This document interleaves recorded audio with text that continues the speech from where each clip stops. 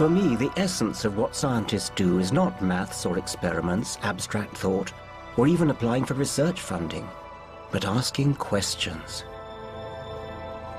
Newton wanted to know why things fell to the ground. Darwin, why animals were different in different places. I'm on my way to talk to Stephen Hawking about some of the questions we are both still asking. I want to ask him his views on evolution. As a physicist, does he think that the origin of life on Earth is just a happy coincidence? The existence of the Earth and the properties that made it possible for biological life to develop depend on a very fine balance between the so-called constants of nature. If they were more than slightly different, either planets like the Earth would not occur, or the chemical processes necessary for life would not take place. One might take this as evidence for a divine creator, but an alternative explanation is what is known as the multiverse. The idea is that there are many possible universes. Only in the small number of universes that are suitable will intelligent beings develop and be able to ask the question, why is the universe so carefully designed? What happened before the Big Bang? What happened before the origin of space and time? In Newton's theory, time was separate from space and ran from the infinite past to the infinite future. However, Newton's theory was superseded by Einstein's general theory of relativity. This allowed the beginning of the universe to be like the South Pole, with degrees of latitude playing the role of time. Asking for a time before the beginning would be like asking for a point south of the South Pole.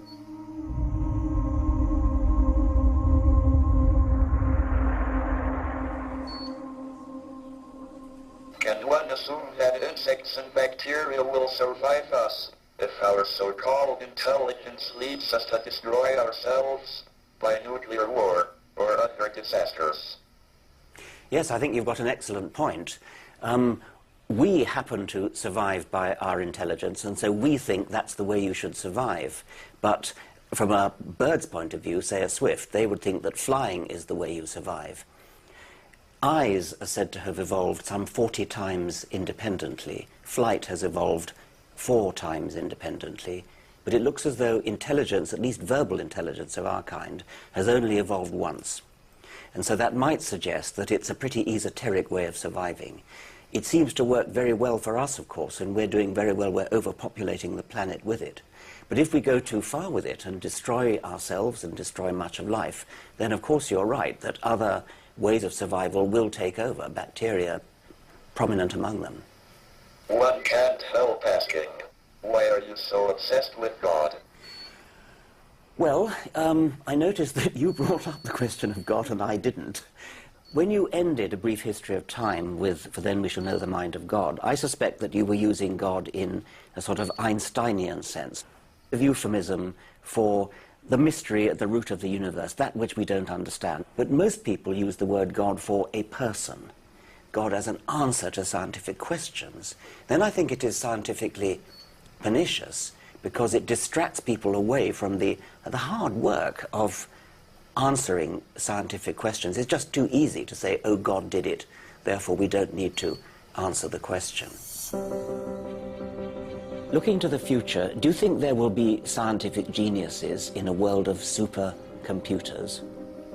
Our picture of the universe has been transformed by brilliant individuals like Newton and Einstein, who have made great leaps in the imagination. Computers cannot make such leaps, so I think there will be plenty more Newtons and Einsteins in the future.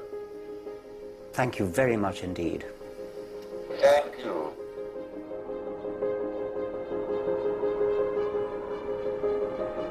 In the not too distant future, there are certainly going to be major problems. Problems about climate change. Problems about increasing density of population. There will be a problem too about power. How are we to generate power? Science will produce the answer. What the answer will be, I don't know. But I'm perfectly certain that it is science that will find it for us.